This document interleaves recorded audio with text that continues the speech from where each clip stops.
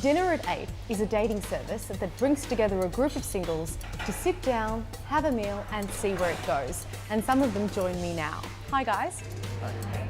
So can you tell me, how would you describe the dating scene in Australia for young singles? It's so hard. I feel like if you go to a club, the expectation is that you'll just be picked up, I don't know, and do something that evening or just have a bit of fun. But then if you join like a dating site, for example, I feel like the expectation there is that you're ready for a relationship when really you might just want to, I know, have a go at meeting some people. What do you guys find attractive? What do you look for in a partner?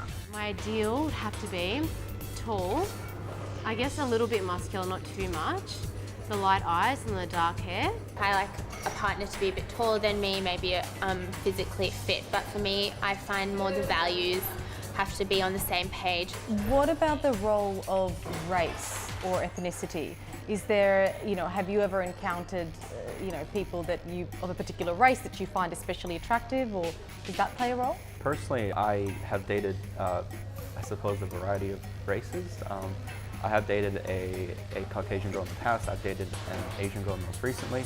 I've never thought about that as being something to differentiate people, for better or for worse. I wouldn't go for a girl that was possibly Russian or Ukrainian.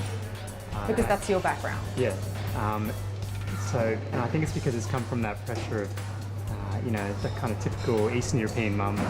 It's like, there's a lovely Ukrainian girl down the road, and it's just completely turned me off that sort of area.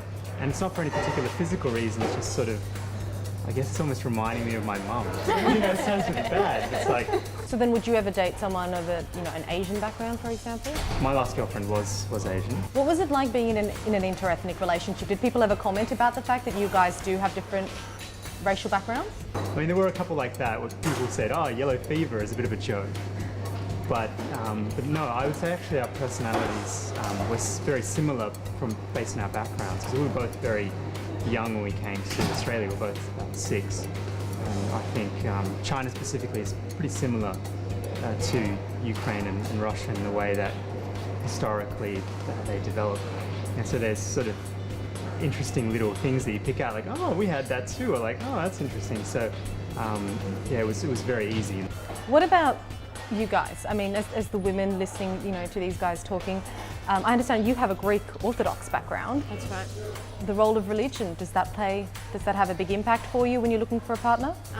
Yeah, actually, to be honest, it does a little bit, because being from a Greek Orthodox background, we have a lot of importance on tradition and culture.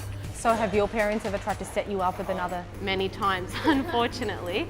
I wish it wasn't the case, but I think all parents would love to see, a family friend's daughter with a family friend's son.